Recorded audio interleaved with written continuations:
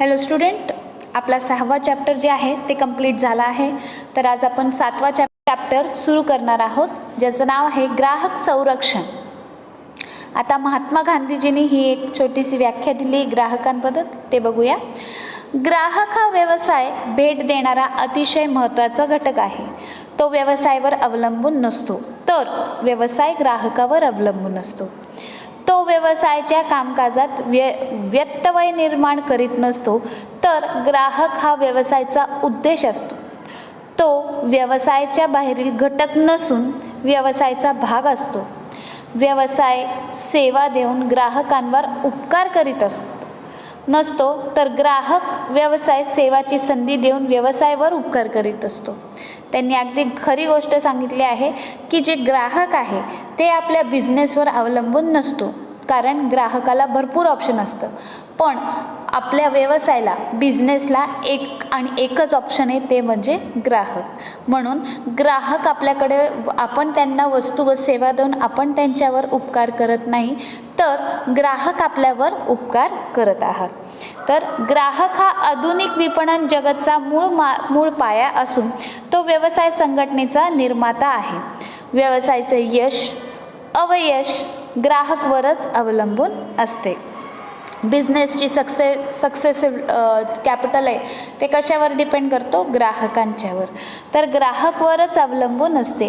कोणत्याही राष्ट्राचे आर्थिक विकासाचा आधार स्तंभ ग्राहक असल्याने राष्ट्रीय अर्थव्यवस्था ग्राहकाभोवतीच फिरत असते. ठीक आहे. व्यवसायाकडून केल्या जाणाऱ्या उत्पादन आणि उत्पादनाशी संबंधित सर्व कृती ग्राहकास अधिकतम समाधान देण्यासाठीच केल्या जातात. आजच्या विक्रेत्यांच्या प्रभावादेखीलच बाजारपेठेत अधिक किंमत आकारणे, कृत्रिम टंचाई, काळा बाजार, भेसळ आणि दिशाभूल करणाऱ्या जाहिराती इत्यादीद्वारे ग्राहकांची फसवणूक व शोषण केले जाते. योग्य उत्पादनाची निवड करण्यासाठी ग्राहकाकडे उत्पादन व सेवेशी संबंधित दर्जा, प्रमाण, किंमत आणि मानके इत्यादीचे पुरेसे ज्ञान असणे आवश्यक असते. म्हणजे आजकालच्या कॉम्पिटिटिव्ह वर्ल्डमध्ये आपला बिझनेसला टिकवणं, मार्केटमध्ये टिकवणं हे खूप मोठं टार्गेट झालं आहे. ठीक आहे, एक टास्क झालं आहे आणि त्या टास्क पूर्ण करण्यासाठी व्यवसायाला भरपूर मेहनत घ्यावी लागते. त्याचा अर्थ आहे, इंग्रजी भाषेतील कन्झ्युमर ह्या शब्दाची उत्पत्ती लॅटिन भाषेतील कन्झ्युमरी या शब्दापासून झाली असून त्याचा अर्थ खाणे किंवा पिणे असा होतो. ग्राहक म्हणजे नैसर्गिक किंवा बाजारपेठेत उपलब्ध असलेली वस्तू किंवा सेवाचा उपयोग करणारी व्यक्ती होय. ग्राहक म्हणजे अशी व्यक्ती की जिने संपूर्ण किंवा अंशतः मोबदला देऊन किंवा देण्याचा करार करून वस्तू किंवा सेवा खरेदी केलेली आहे किंवा भाड्याने घेतलेली आहे. आपण जेव्हा बँक, रेल्वे, टपाल, दवाखाना इत्यादी सेवा आणि वस्तूंचा उपभोग घेतो तेव्हा आपण सर्वजण ग्राहक असतो. ठीक आहे. आता आपण ग्राहकाला काय करतो? वस्तू देतो आणि त्याच्या मोबदल्याने ते आपल्याला पैसे देतात. आणि जेव्हा कस्टमरला आपण सेवा देतो, म्हणजे ते काय रेंटेड सेवा घेतात. For example auto, bus, railway ही काय रेंटेड सेवा आहे, म्हणजे तात्पुरतं ती सेवा वापरतात आणि त्या काळापुरती ते आपल्याला पैसे पे करतात. ठीक आहे. तर ग्राहक संरक्षणाची गरज आणि महत्त्व हे जे आहे हे घटक हे कट झालेले. तर आता आपण काय बघणार आहोत मग? ग्राहकांचे अधिकार व हक्क. 15 मार्च 1962 रोजी अमेरिकेचे तत्कालीन राष्ट्राध्यक्ष जॉन ए केनेडी यांनी ग्राहकांसाठी काही अधिकार घोषित केले, म्हणून 15 मार्च जागतिक ग्राहक दिन म्हणून साजरा केला जातो.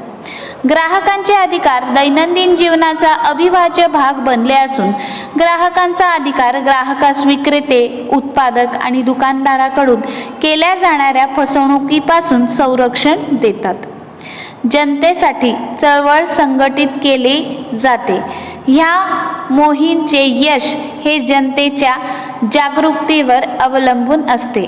ग्राहकाचे संरक्षण आणि सुरक्षितता यात ग्राहकाचे अधिकार महत्त्वपूर्ण भूमिका बजावतात. व्यवसायाचे उद्दिष्टे ग्राहकांना संपूर्ण समाधान दिल्यानंतरच साध्य होतात. प्रत्येक ग्राहकाने आपल्या अधिकार संबंधित जागरूक राहून त्याचा दैनंदिन जीवनात वापर केला पाहिजे. तसंच ग्राहकांच्या अधिकारासाठी लढा देऊन व्यवसाय, उत्पादक आणि व्यापारी इत्यादीवर अधिकारच्या संरक्षणासाठी दबाव निर्माण केला पाहिजे. ग्राहक संरक्षण कायदा 2019 मध्ये खालील अधिकार देण्यात आले आहे. तर 15 मार्च 1962 रोजी यांनी काय केलं आहे, काही ग्राहकांचे हक्क आहेत त्याच्यासाठी त्यांनी काही रूल्स काढले आहेत. तर ग्राहकांनी त्यांचं काय करावं, त्या रूल्सचा वापर करावा. तर जनतेसाठी चळवळ संघटनेने केली जाते आणि ह्या मोहीमचे यश हे जनतेचे जागरूकतेवर अवलंबून असते. तर ग्राहकाचे संरक्षण आणि सुरक्षितता ह्या ग्राहकाचा अधिकार महत्त्वपूर्ण भूमिका बजावतात आणि व्यवसायाचे उद्दिष्ट ग्राहकांना संपूर्ण साधन दिल्यानंतरच साध्य होतात. तर ग्राहकाचे संरक्षण कायदा 2019 मध्ये खालील अधिकार देण्यात आले आहेत. तर पहिला अधिकार बघूया. पहिला अधिकार आहे सुरक्षिततेचा अधिकार. सुरक्षिततेचा अधिकारामुळे ग्राहकांचे आरोग्य आणि जीवितस धोकादायक असलेले उत्पादन प्रक्रिया आणि सेवा यापासून संरक्षण मिळते. ह्या अधिकाराचे ग्राहकाचे दीर्घकालीन हित आणि त्वरित गरजांशी संबंधित असतो.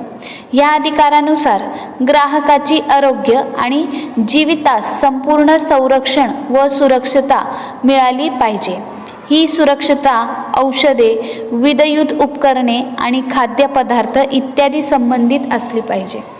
भारत सरकारने ॲगमार्क, ISI, BIM, हॉलमार्क इत्यादीद्वारे सुरक्षिततेचे मानके निश्चित केले आहे. तर हे काय पाहिलं आपण, कशाचा अधिकार, सुरक्षिततेचा अधिकार. सुरक्षिततेचा अधिकार म्हणजे जे बिझनेस त्यांना प्रोडक्ट सेल करतोय ते कंझ्युम केल्यानंतर कस्टमरला त्याचा हेल्थ इश्यू होता कामा नाही. या अधिकारामध्ये ग्राहकाचे दीर्घकालीन हित आणि त्वरित गरजांशी संबंध असतो आणि या अधिकारानुसार ग्राहकाचे आरोग्य आणि जीवितास संपूर्ण संरक्षण व सुरक्षितता मिळाली पाहिजे. म्हणजे ते कंझ्युम करताना झाल्यानंतर कंझ्युमरला काही हेल्थ इश्यूज, त्रास होता कामा नये. औषधे, विद्युत उपकरणे आणि खाद्यपदार्थ इत्यादी संबंधी असलेली पाहिजे. भारत सरकार आता जे ब्रँडेड असतात त्याला ॲगमार्क, ISI, BIS असं हॉलमार्क इत्यादीद्वारे सुरक्षिततेचे मानके निश्चित केले आहेत. तर ह्या मार्कमुळे काय होते, हे जे प्रॉडक्ट असतात ज्याच्यावर मार्क असतात ते ब्रँडेड असतात, ते इन्स्पेक्ट झालेले असतात. इन्स्पेक्ट झाल्यानंतर त्याचं ते प्रॉडक्ट इश्यू होतं आणि ते मार्केटमध्ये सेल आउट करण्याची त्यांना परवानगी मिळते. तर आपला नेक्स्ट अधिकार आहे माहितीचा अधिकार. माहितीच्या अधिकारानुसार ग्राहकास उत्पादन व सेवा संबंधीची पुरेशी माहिती, उदाहरण किंमत, उत्पादकाचे नाव, उत्पादनाचे घटक, उत्पादनाची बॅच क्रमांक, उत्पादनाचा दिनांक व उत्पादनाची वापरण्याची अंतिम दिनांक, माहिती पुस्तिका आणि सुरक्षितता संबंधीचा सूचना इत्यादी देणे आवश्यक आहे. हा अधिकार ग्राहकास योग्य उत्पादक व सेवेची निवड करण्यासाठी सक्षम बनविते. माहितीचा अधिकार खाद्यपदार्थ, औषधे, सुट्टे भाग आणि इतर उत्पादने व सेवांसाठी लागू पडते. आता माहितीचा राईट फॉर इन्फॉर्मेशन, त्यांना त्या प्रोडक्टच्या प्रती सगळी इन्फॉर्मेशन कशी पाहिजे, माहिती पाहिजे.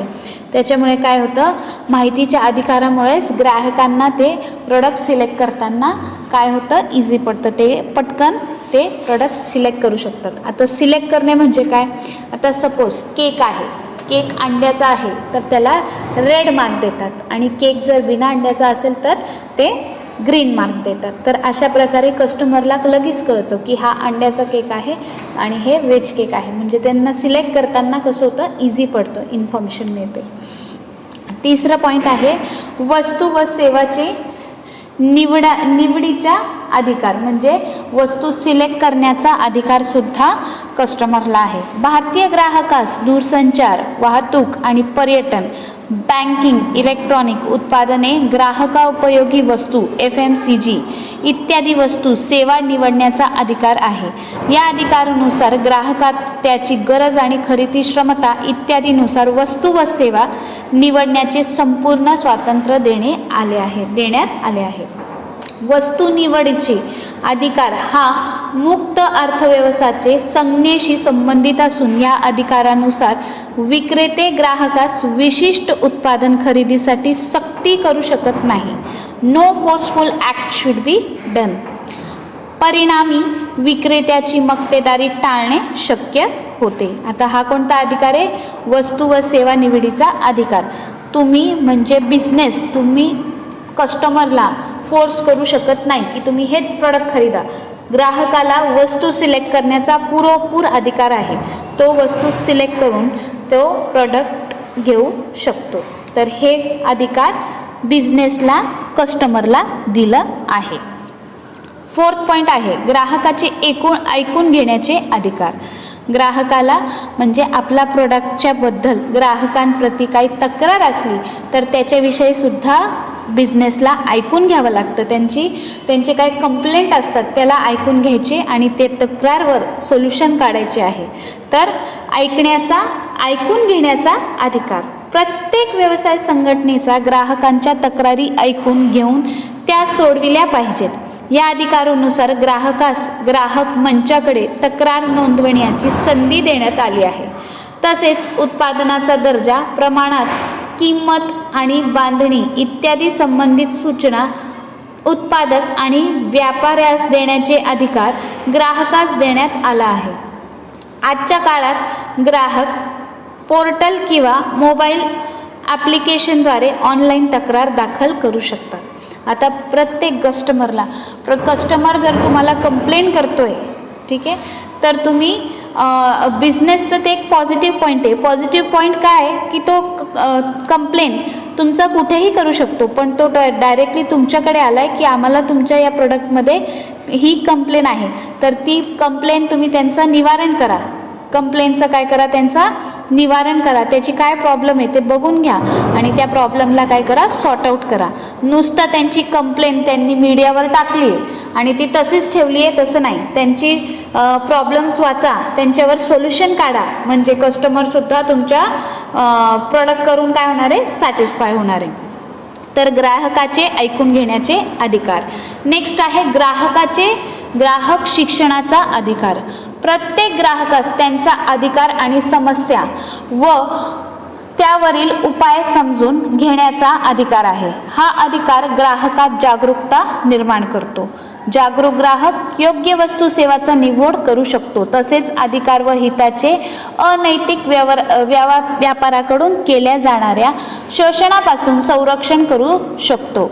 आता शिक्षणाचा हे काय अधिकार आहे, म्हणजे त्याला पुरेपूर नॉलेज पाहिजे, त्याला पुरेपूर इन्फॉर्मेशन दिली पाहिजे की तुम्ही ह्या प्रोडक्ट्सला असं वापरा, असं प्रोडक्ट वापरल्याने तो दीर्घकालपर्यंत टिकतो, त्याचं हँडलिंग कसं करा, त्यांना पूर्ण नॉलेज द्या, शिक्षण द्या. तर हा काय ग्राहक शिक्षणाचा एक अधिकार आहे. नेक्स्ट पॉईंट आहे प्रतिनिधित्व करण्याचा अधिकार. ग्राहक संरक्षण कायद्यातील 1996च्या दुरुस्तीनुसार ग्राहक प्रतिनिधित्वाचा अधिकार देण्यात आला आहे. कायद्यानुसार ग्राहकास वैयक्तिक किंवा सामूहिकपणे ग्राहक मंचात ग्राहकांचे हित जोपासण्यासाठी प्रतिनिधित्व करण्याची संधी देण्यात आली आहे. विधिज्ञानाशिवाय प्रतिनिधित्व करण्याची परवानगी ग्राहकास कायद्याद्वारे देण्यात आली आहे. नेक्स्ट पॉईंट आहे तक्रार निवारणाचा अधिकार. आता पहिलेच मी तुम्हाला पॉईंटमध्ये सांगितलं होतं की प्रत्येक कस्टमर तुमच्या प्रॉडक्टमध्ये काही कंप्लेंट नोंद करतात मीडियाद्वारे, तर त्या मीडियामध्ये नुसतं ते कंप्लेंट वाचून त्याला सोडून नका देऊ. तर त्या कंप्लेंटचं काय करा, तुम्ही त्यांचं निवारण करा. जर तुम्हाला तुमचा बिझनेस मार्केटमध्ये जर टिकून ठेवायचा असेल तर पहिले तुम्ही कस्टमरची जी तक्रार आहे त्यांचा निवारण करा. तक्रार निवारण करण्याचा अधिकार बरोबरच ग्राहकास तक्रार निवारणाचा अधिकार देण्यात आला आहे. केवळ तक्रार दाखल करणे ग्राहकास न्याय देण्यासाठी पुरेसे नाही, म्हणून हा अधिकार दावे योग्य पद्धतीने मिटवण्याची सूचित करतो. हा कायदा सदोष उत्पादना व सेवाची दुरुस्ती, बदली किंवा नुकसान भरपाई इत्यादीची मागणी करण्यासाठी ग्राहक सक्षम बनवितो. आता तक्रार निवारण्याचा अधिकार. आता नुसतं त्यांनी तक्रार केली आहे, मीडियावर टाकलं आहे आणि आपण जर त्यांच्यावर, आपण म्हणजे व्यवसायाने जर त्याच्यावर लक्ष नाही दिलं तर त्याचा काही अर्थ नाही आहे. तर इथं शासनाने त्यांना तेवढं राईट दिला आहे की तुम्ही ह्या तक्रार, बिझनेसला सांगितलं आहे की तुम्ही हे तक्रार त्यांचं निवारण करा. तुम्ही जर त्यांचं निवारण नाही केलं तर ते दुसरीकडे जातील मीन्स ते will take you to the court. तर त्याच्यासाठी तुम्ही त्यांची जी कंप्लेंट आहे त्याचं निवारण करा. आता जे प्रोडक्ट खराब आहे, एकतर त्याची बदली करून द्या, दुसरी त्याची रिपेअरिंग करून द्या, नाहीतर ते एक्सचेंज करून द्या. ह्याच्यापेक्षा काहीतरी त्यांना सोल्युशन, ह्या तिघांपैकी काहीतरी एक सोल्युशन काढायचं आहे आणि त्यांच्या तक्रारीचं काय करायचं आहे, निवारण करायचं आहे. ग्राहक संरक्षण कायद्यानुसार ग्राहकांच्या तक्रारीचे निवारण करून दावे मिटवण्यासाठी त्रिस्तरीय तक्रार निवारण यंत्रणा, उदाहरणार्थ जिल्हा आयोग, राज्य आणि राष्ट्रीय आयोग निर्माण करण्यात आली आहे. यामुळे व्यवसायाचे अनिष्ट व्यापारी प्रथापासून ग्राहकाचे संरक्षण होते. नेक्स्ट पॉईंट आहे निरोगी पर्यावरणाचा अधिकार. आता पर्यावरणमध्ये प्रोडक्शनमुळे, बिझनेस प्रोडक्शनमुळे जे कस्टमर्स आहेत, जे कन्झ्युमर आहेत, त्यांना खूप हेल्थ इश्यूज होतात. तर त्या हेल्थ इश्यूजला सोल्युशन काढणे हे सुद्धा बिझनेसची रिस्पॉन्सिबिलिटी आहे. तर निरोगी पर्यावरणाचा अधिकार. ग्राहकांना निरोगी आणि स्वच्छ पर्यावरण मिळवण्याचा अधिकार आहे. या अधिकारानुसार प्रदूषण करणाऱ्या व्यवसायाविरुद्ध कारवाई करण्याची मागणी ग्राहक करू शकतो. ग्राहकास वर्तमान काळात व भविष्य काळातही निरोगी व स्वच्छ पर्यावरण मिळवण्याचे अधिकार आहे. सपोज एखादी इंडस्ट्री आहे, ती कमर्शियल एरियामध्ये डेव्हलप झाली आहे आणि त्या इंडस्ट्रीमुळे जिथं जी एरिया आहे, रेसिडेन्शियल एरिया आहे, त्यांना त्याचा त्रास होत आहे, हेल्थ इश्यूज होत आहेत. मग ते कंप्लेन करू शकतात. कंप्लेन झाल्यावर जे आहेत त्यांना कंपनीला काय करतात, त्या इंडस्ट्रीचा एक नोटीस पाठवतात आणि नोटीसमध्ये त्यांना टायमिंग देतात की या टाईममध्ये तुम्ही तुमची जी इंडस्ट्री आहे त्याला इथून शिफ्ट करा. आणि रिझनिंगसुद्धा देतात का, कारण की तुमच्या इंडस्ट्रीने असे हेल्थ इश्यूज होत आहेत. मग त्या टाईमानुसार ते आपली शिफ्टिंग करून घेतात. आणि ते हे का शिफ्ट होतं, कारण की हे कन्झ्युमरचं राईट आहे. निरोगी पर्यावरणाचा अधिकार, हे अधिकार शासनाने कस्टमरला म्हणजे आपल्या कन्झ्युमरला, ग्राहकाला दिले आहे. नेक्स्ट पॉईंट आहे अनिष्ट व्यापारी प्रथापासून संरक्षणाचे अधिकार. ग्राहक संरक्षणाचे कायद्यातील 1986च्या दुरुस्तीनुसार हा अधिकार देण्यात आले आहे. या अधिकारानुसार ग्राहकांना व्यवसायाची अनिष्ट व्यापारी प्रथा, उदाहरणार्थ काळा बाजार, नफेखोरी, सदोष वजने व मापे, अवाजवी किमती आणि भेसळ इत्यादीपासून संरक्षण देण्यात आले आहे. सपोज एखादं प्रोडक्ट आहे, त्याची क्वांटिटी तुम्ही लिहिली आहे 500 ग्रॅम आणि जर ते 500 न भरून त्याच्यापेक्षा कमी आहे तर हे कस्टमर काय करू शकतो, तुमच्यावर कारवाई करू शकतो. ठीक आहे. परत नफेखोरी, काळा बाजार, सदोष वजने व मापे, आवाजवी किमती म्हणजे जी प्रोडक्टची क्वालिटी आहे जी खूप अशी लो आहे, स्टँडर्ड न असताना पण तुम्ही त्याची प्राईस खूप जास्त ठेवली, तर ह्याच्यासाठी पण काय, अनिष्ट व्यापारी प्रथापासून संरक्षणाचे अधिकार, अशा ह्याच्यापासून काय करायचं आहे, संरक्षण देण्यात आले आहे. नेक्स्ट पॉईंट आहे आपला बनावट वस्तूपासून संरक्षणाचा अधिकार. हा अधिकार आरोग्यास धोकादायक, बनावट व जीवितास धोका निर्माण करणाऱ्या वस्तूंचे विपणन करणाऱ्या कृती विरुद्ध आहे. ठीक आहे. तर जे कस्टमर आहेत त्यांना संरक्षण देणे हे बिझनेसचं राईट आहे, जबाबदारी आहे. ते का, कारण की ग्राहकाला राजा असं समजला गेला आहे, तर ग्राहकाशी तसे संरक्षण करणे हे व्यवसायाचे जबाबदारी आहे. तर स्टुडंट्स, आज आपण कशाचा अभ्यास केला आहे, 7.4 ग्राहकांच्या अधिकार व हक्क. त्याच्यामध्ये आज आपण पाहिलं सुरक्षतेचा अधिकार, माहितीचा अधिकार, वस्तू सेवा निवडीचा अधिकार, ग्राहकाचे ऐकून घेण्याचे अधिकार, ग्राहकास शिक्षणाचा अधिकार, प्रतिनिधित्व करण्याचा अधिकार, तक्रार निवारणाचा अधिकार, निरोगी पर्यावरणाचा अधिकार, अनिष्ट व्यापारी प्रथापासून संरक्षणाचा अधिकार आणि लास्ट पॉईंट आपण पाहिला बनावट वस्तूपासून संरक्षणाचा अधिकार. असे आज आपण याचे पॉईंट्सचे डिटेल अभ्यास केले आहे. तर स्टुडंट्स, पुढच्या लेक्चरमध्ये आपण करणार आहोत ग्राहक संरक्षणाच्या पद्धती. Thank you students. Keep watching my video. If you have not subscribed my channel, please subscribe it. Thank you and keep watching my video. Thank you students.